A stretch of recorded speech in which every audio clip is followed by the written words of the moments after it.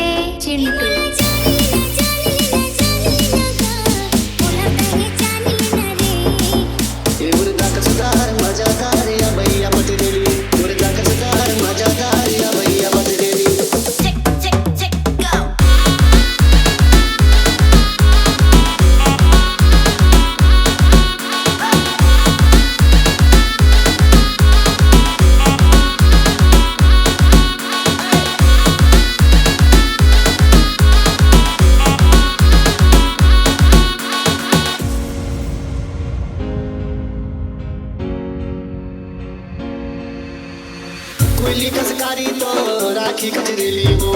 उड़दा कस